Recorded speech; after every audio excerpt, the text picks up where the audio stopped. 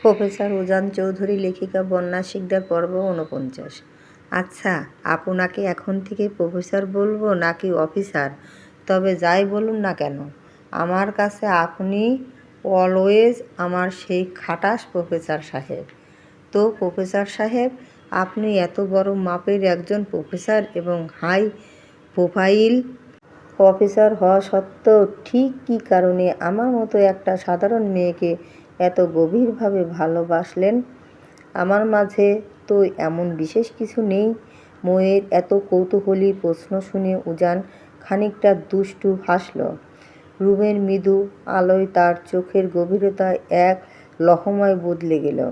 সে ঝুঁকে এসে একদম ময়ের কানের লতির কাছে শীতল মাতাল কণ্ঠে ফিসফিসিয়ে বলে উঠল, আপনার মাঝে বিশেষ কিছু তো অবশ্যই আছে মিসেস চৌধুরী। না হলে এই উজান চৌধুরীকে দ্বিতীয় রানী এত সহজে ঘায়েল করে কিভাবে? তবে সেই বিশেষ কিছুর মাঝে সবচেয়ে বড় বিশেষত্ব হলো আপনি আমার ফিউচার বেবিদের মিষ্টি মাম্মা। আমার কাছে এর চেয়ে বিশেষ আর অন্য কিছু প্রয়োজন আছে বলে মনে হয় না। নিন, এবার এসব প্রশ্ন রাখা বন্ধ করে শুধুই আমার উপর ফোকাস করুন। আপনাকে এত কাছে দেখে নিজেকে আর ঠিক রাখতে পারছি না। কেমন মাতাল মাতাল লাগছে। নেশা টেশা আছে নাকি আপনার মাঝে? উজানের এমন খোলামেলা ও তীব্র প্রেমের প্রকাশে মৌ ভীষণ লজ্জা পেয়ে গেল। লাল হয়ে যাওয়া মুখটা লুকাতে সে তড়িঘড়ি করে নিজেকে উজানের চওড়া বুকের একদম গহীনে লুকিয়ে ফেলল। উজানের গায়ে সেই চেনা পুরুষালী সুবাস তাকে এক নিমিষে শান্ত করে দিল। মৌয়ের এমন লজ্জা মাখা ও আদুরে মুখটা দেখে উজান মনে মনে মুচকি হাসল। ইদানিং এই পাগলি মেয়েটা তাকে ভীষণ বোঝে। উজান ঠিক কী চায়, কোনটা তার অপছন্দ, তার ছোট ছোট ভালো লাগা আর খারাপ লাগা সবই এখন মৌয়ের নখদর্পণে। উজান অত্যন্ত আদরে মৌকে ভালোবাসার উষ্ণ চাদরে মুড়িয়ে নিজের বুকের সাথে লেপ্টে ধরে রাখল সারাটি রাত। পরদিন একদম ভোরে রুমে রুমে লাগেজ গুছিয়ে নেওয়ার জোর শুরু হয়ে গেল। গ্রাম থেকে ঢাকায় ফিরতে বেশ খানিকটা সময় লেগে যাবে, তাই এত তাড়াহুড়া। তালুকদার বাড়ির ডাইনিং টেবিলে সবাই একসাথে বসে সকালের নাস্তা শেষ করছিল। কিন্তু বিশাল খাবার দাবার সাজানো থাকলেও রোহান একদম চুপচাপ নিথর হয়ে প্লেটের দিকে তাকিয়ে বসে রইল। তার হাত এক ফোঁটা খাবার পর্যন্ত স্পর্শ করছে না। রোহানের এই অদ্ভুত ও নীরব আচরণ দেখে উজান কিছুটা খটকা খেয়ে বলে উঠল, কিরে রোহান, খাচ্ছিস না কেন? রোহান খাবার টেবিল থেকে ধীরে ধীরে তার বিষণ্ণ দৃষ্টি উঁচিয়ে উজানের দিকে তাকালো।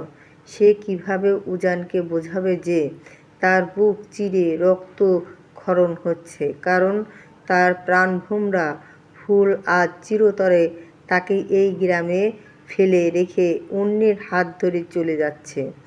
এই চরম যন্ত্রণা সে আর সহ্য করতে পারছে না। তবুও সে কোনো মতে নিজের কাঁপতে থাকা মনকে সামলে নিয়ে এক অদ্ভুত স্বরে জিজ্ঞেস করল, আচ্ছা দোস্ত, তোকে একটা প্রশ্ন করি। কর। উজান মৌয়ের মুখে পরের লোকমা তুলে দিয়ে খুব স্বাভাবিক ও শান্ত ভঙ্গিতে উত্তর দিল, সাপোজ ভাব, মৌকে তুই অসম্ভব ভালোবাসিস আর তোর সেই মৌকে যদি তোরই খুব কাছের কেউ আচমকা তো থেকে কেড়ে নিত। কিন্তু রোহানকে তার কথাটা শেষ করার বিন্দুমাত্র সুযোগ দিল না উজান। কেড়ে নেওয়া শব্দটা কানে পৌঁছা মাত্রই যেন উজান চৌধুরীর ধরণীতে থাকা শান্ত রক্ত এক লহমা তপ্ত আগ্নেয়গিরির মতো ফুটে উঠল। মুহূর্তের মধ্যে তার ফর্সা মুখমণ্ডল রক্তবর্ণ ধারণ করল। চোখ দুটি এক হিংস্র ও পৈশাচিক লালচের রঙে আচ্ছন্ন হয়ে গেল। সে ততক্ষণে প্রলয়কারী গর্জন তুলে, stop it Rohan! Tasfia Mou Chowdhury is only and only Ujan Chowdhury. তাকে আমি ব্যতীত অন্য কেউ স্পর্শ অবধি করার সাহস পাবে না। সেখানে কেড়ে নেওয়া তো বহুত দূরের কথা। যে তাকে আমার থেকে আলাদা করার কথা ভাববে, তাকে আমি নিজের হাতে কবর দেব। Just mind it. উজানের এই হঠাৎ প্রলয় রূপ দেখে ডাইনিং টেবিলের বাকি সবাই স্তব্ধ হয়ে গেল। পরিবেশটা থমথমে হয়ে উঠল। রোহান অবশ্য নিজের আবেগ সামলে নিয়ে এক তপ্ত হাসি হাসল।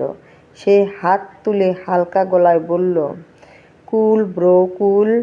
আরে আমি জাস্ট সাপোজ হিসেবে একটা কথা বললাম। বাই দ্য ওয়ে, সাবধানে ঢাকায় ব্যাক করিস তোরা। দেখা হবে খুব তাড়াতাড়ি আমাদের। আর হ্যাঁ, নিজের বউয়ের একটু বেশি খেয়াল রাখিস।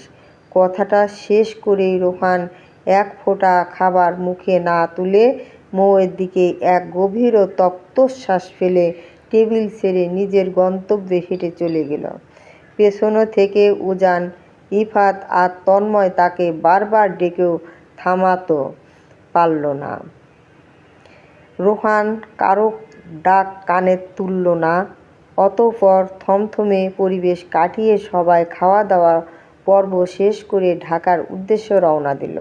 দীর্ঘ কয়েক ঘন্টার ক্লান্তি আর জার্নি শেষ। সবাই যখন ঢাকায় নিজেদের বাসায় পৌঁছালো, তখন শরীর একেবারে নিস্তেজ হয়ে গেছে। ক্লান্ত শরীর নিয়ে সবাই যার যার রুমে ঢুকে পড়ল। কিন্তু উজান রুমে ঢুকতে না ঢুকতেই শাওয়ার নিয়ে ফ্রেশ হয়ে আবার শার্ট গায়ে চাপিয়ে বাইরে বের হতে চাইল। তা দেখে মৌ তড়িঘড়ি করে দরজার সামনে দাঁড়িয়ে তার পথ আটকে ধরল, চড়া গলায় ধমকের সুর তুলে। কোথায় যাওয়া হচ্ছে শুনি? একটু রেস্ট নেবেন না? উজান থমকে দাঁড়িয়ে গেল।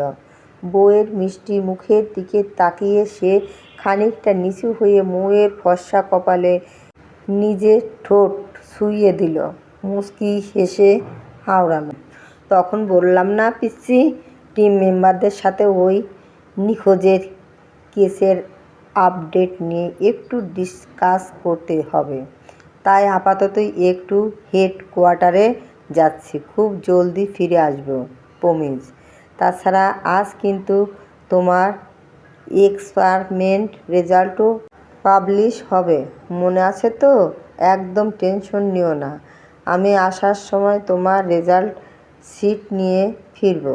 যদি ফেল করো তাহলে একটা মাইর ও মাটিতে পড়বে না। কথাগুলো শোনা মাত্রই মৌ শুকনো ঢোক গিলল।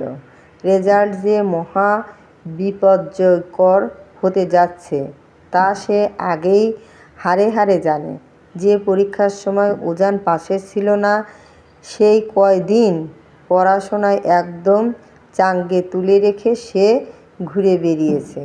সেই পরীক্ষায় যে পাস, এর ও আসবে না তা মৌয়ের খুব ভালো করেই জানা।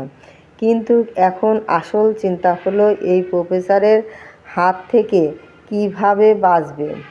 মৌ যখন নিজের ভবিষ্যৎ পরিণতি ভেবে মনে মনে হিসাব করছিস, ঠিক তখনই উজান পিছন থেকে এসে এক টানে তার কোমরটা জড়িয়ে ধরে তাকে মেঝের উপর থেকে খানিকটা উঁচুতে তুলে নিজের একদম মুখোমুখি করল। মৌ ভীতু চোখে উজানের দিকে তাকিয়ে রইল। কাঁপা কাঁপা গলায় শোধালো, ক ক ক কিছু বলবেন? উজান ঠোঁটের কোণে এক বাঁকা হাসি ঝুলিয়ে শান্ত গলায় বলল, যাব না ভাবছি হেডকোয়ার্টারে। ক ক ক কেন? মৌয়ের বুকটা এক লহমায় ধড়ফড় করে উঠল। যাব না শুনে এত তোলাচ্ছে কেন? ভাবলাম আজকেই পুরো দিনটা আমার প্রিয় ওয়াইফকেই উপহার দিই। এখন একটু বেশি বেশি করে ভালোবেসে নিই, যাতে একটু পর রেজাল্ট জানার পর ডান্ডা পেটাতে পারি। ভালোবাসা আর মাইর দুটো মিলে তবেই না শোধবোধ হবে নাকি? মৌ হাঁ করে উজানের দিকে তাকিয়ে রইল। সে মনে মনে পরিকল্পনা করেছিল আজকে উজান হেডকোয়ার্টারে গেলে সারাদিন অন্য কোথাও লুকিয়ে থাকবে, কিন্তু সেই গুঁড়োও বালি। তবে সে এত সহজে ছিঁড়ে নেওয়ার পাত্রী নয়। হঠাৎই সে উজানের গলায় 2 হাত জড়িয়ে ধরে অত্যন্ত আদুরে ও মিষ্টি গলায় ডেকে উঠল, প্রফেসর সাহেব। বলুন ওয়াইফ। উজান এক ভুরু উপরে তুলল। মৌ 1 সেকেন্ড দেরি না করে উজানের গালে, কপালে আর ঠোঁটে গুনিয়ে গুনিয়ে 4-4টে চুমু বসিয়ে দিল। মূলত রেজাল্টের মায়ের আর ধমকের হাত থেকে বাঁচার জন্যই এই নাটক। মৌয়ের এমন হঠাৎ কাণ্ডে উজান এক মুহূর্তের জন্য একদম স্তব্ধ হয়ে গেল। তার কেমন যেন খটকা লাগলো যে মেয়ে সহজে কাছে আসতে চায় না, সে নিজে থেকে এত প্রেম দেখাচ্ছে। ডাল মে কুছ কালা হায়। মৌ এবার আরও এক ধাপ এগিয়ে উজানের নাকে নিজের নাক ঘষে মিষ্টি হাসি উপহার দিল। আই লাভ ইউ প্রফেসর সাহেব, আপনি অনেক অনেক ভালো। আমি আপনাকে আরও 2টো পাপ্পি দিচ্ছি, তবুও আপনি প্লিজ এখন হেডকোয়ার্টারে যান। দেশের ক্রিকেট সিআইডি অফিসার আপনি। সবার আগে নিজের দায়িত্ব পালন করা উচিত আপনার। আমাকে মাইর দেওয়ার তো সারা জীবন পাবেন। আপনি বরং এখন কাজে যান, কেমন? এবার উজান চট করে ধরে ফেলল মৌ কেন এত ভালোবাসার পসরা সাজিয়ে বসেছে। সে মনে মনে এক দুষ্টু হাসি হাসল।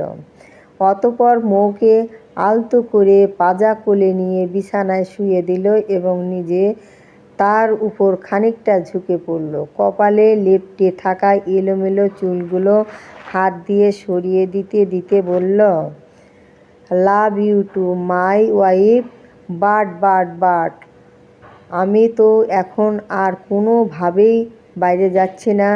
আপনি তো আপনার এই ভালোবাসা দিয়ে আমাকে একদম ঘায়েল করে দিলেন। আর এমন মাতাল অবস্থায় গাড়ি চালিয়ে বাইরে গেলে সর্বনাশ হয়ে যাবে। ক ক ক কিছু হবে না, যান না প্লিজ। মৌ তড়িঘড়ি করে উজানকে ঠেলতে লাগলো। শয়তান সেমরি একটা। মায়ের হাত থেকে বাঁচার জন্য কত বড় নাটকবাজ হয়েছে রে মেয়েটা। চুপচাপ এখানে বসে থাকো। রেজাল্ট একটু পর এমনিতেই আমার ল্যাপটপে চলে আসবে। প্রতিটি পরীক্ষা কত সুন্দরভাবে দিয়েছ, আজ তার সব কটা হিসেব নেব। অত পাম দিয়েও লাভ হবে না। উজান চৌধুরী আজ কোনো বাহানা শুনবে না, জাস্ট রেডি হও ম্যাডাম। মৌয়ের ফর্সা মুখটা মুহূর্তের মধ্যে একদম ফ্যাকাশে হয়ে গেল। সে কাঁচুমাচু হয়ে বিছানা সোজা হয়ে বসল। আর ঠিক সেই সময়ে উজান তার গায়ের শার্ট আর প্যান্ট খুলে ফেলে একটা আরামদায়ক ট্রাউজার পরে উন্মুক্ত গায়ে ল্যাপটপটা নিয়ে বিছানায় এসে বসল। যেহেতু বাইরে যাচ্ছে না, তাই ভারী ফরমাল পোশাক পরে থাকার কোনো মানে হয় না। উজানের এমন খালি গায়ে ধপাস করে পাশে বসা দেখে মৌ চিৎকার করে উঠল, এই আপনার কি কোনো লজ্জা শরমে নেই নাকি? একটা মেয়ে মানুষের সামনে এভাবে খালি গায়ে বসে আছেন, চোখে একটুও তো পর্দা রাখুন। মৌয়ের এই বোকা প্রশ্ন শুনে উজান ল্যাপটপ থেকে চোখ সরিয়ে উচ্চস্বরে হেসে উঠল। সে ল্যাপটপের স্ক্রিন থেকে নজর সরিয়ে স্থির ও মাতাল চোখে মৌয়ের দিকে তাকালো।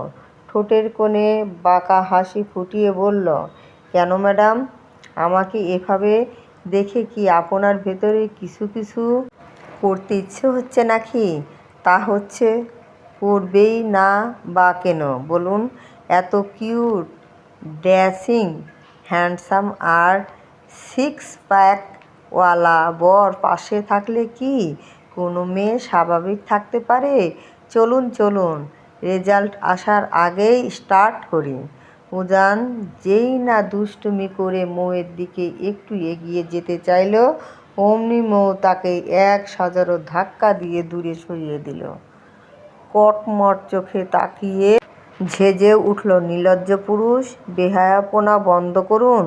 ঠিক তখনই উজানের ল্যাপটপে একটা টুং করে মেইল আসার আওয়াজ হলো। উজান সাথে সাথে মেইলের উপর থেকে নজর সরিয়ে ল্যাপটপের স্ক্রিনের দিকে অতি আগ্রহে মনোযোগ দিল। কিন্তু মেসেজটা ওপেন করতেই উজানের চোখ জোড়া যেন ছানাবড়া হয়ে কপালে ওঠার উপক্রম হলো। সে একবার হতভম্ব হয়ে ল্যাপটপের স্ক্রিনের দিকে তাকাচ্ছে তো পরক্ষণেই রক্তচক্ষু নিয়ে বিছানায় কাঁচুমাচু হয়ে বসে থাকা মৌয়ের দিকে তাকাচ্ছে। রুমে কয়েক সেকেন্ডের এক ভৌতিক নীরবতা নেমে এলো। হঠাৎ করেই পুরো রুম কাঁপিয়ে চিৎকার দিয়ে উঠল উজান। হোয়াট দ্য হেল্প পিচ্চি! এক সাবজেক্ট 9, আরেক সাবজেক্ট 11, আরেকটায় 7। এসব কি পিচ্চি? তোমার স্কাম মার্কসের চেয়ে আমার ইয়ের সাইজ বড়। নষ্ট মাথার কারখানা। আমি আমার ওয়াচ আর ব্রেসলেট সাইজের কথা বলেছি, এসব নোংরা কথা নয়। মৌ প্রথমে ভয়ের চোটে চোখ দুটো গোল গোল করে তাকালেও হুট করে উজানের মুখে সেই আজব তুলনাটা শুনে তার চোখের জল নিমিষে হাওয়া হয়ে গেল। সে কপাল কুঁচকে যেই কিছু জিজ্ঞেস করতে যাবে তার আগেই উজান নিজের তোতলাতে তোতলাতে চিৎকার করে উঠল, নষ্ট মাথার কারখানায় এখনও পচা কথা ভাবছ? মৌ আর হাসি থামিয়ে রাখতে পারল না। সে বিছানায় শুয়ে পড়ে দু হাতে পেট চেপে ধরে খিলখিল করে অট্টহাসিতে ফেটে পড়ল। উজানের ফর্সা মুখে তখন রাগের তীব্র ঝিলিক মারছে। একদিকে তিনটে গুরুত্বপূর্ণ সাবজেক্ট ডাব্বা মেরে ফেল করেছে, তার উপর আবার উজানের সামনে এমন নির্লজ্জের মতো হেসে গড়াচ্ছে। কী পরিমাণ বেহায়া আর ঢঙ্গি হলে একটা মেয়ে এমন কাণ্ড করতে পারে! উজান এক ঝটকায় ল্যাপটপটা পাশে সরিয়ে রেখে বাঘের মতো গর্জে উঠল, স্টপ ইট পিচ্চি! তিনটে সাবজেক্টে ফেল করে এখন আবার নির্লজ্জের মতো হেসে গড়াচ্ছ? একটু লজ্জা শরম করে না? মৌ হাসি থামিয়ে ঠোঁট উল্টো নির্দোষ মুখ বানিয়ে বলল, আমার আবার কী দোষ? আপনি নিজেই তো পচা কথা বললেন। কী যেন বললেন জানি? ও হাস। মৌয়ের মুখ থেকে কথাটা বের হওয়ার আগেই উজান এক ক্ষিপ্র ঝটকায় এগিয়ে এসে নিজের শক্ত হাতের তালু দিয়ে মৌয়ের মুখ চেপে ধরল। চোখে মুখে অগ্নিরূপ ফুটিয়ে ধমকে উঠল, বেয়াদব মেয়ে, একদম চুপ করো। আমি যাই বলি না কেন তোমাকে এসব রিপিট করতে হবে নাকি? মুখে একটুও লাগাম নেই তোমার। মৌ নিজের সমস্ত শক্তি দিয়ে উজানের হাতটা নিজের মুখ থেকে সরিয়ে দিল। তারপর এক লাফে বিছানায় সোজা হয়ে দাঁড়িয়ে দুই কোমরে দুই হাত চেপে ধরে কর্কশ কণ্ঠে টিপ্পনি কাটল, ওহ, আপনি নিজে মুখে আজে বাজে কথা বললেন, ধোয়া তুলসীর পাতা, আর আমি কেবল সেটা জাস্ট রিপিট করতে গেলেই মহাদোষ।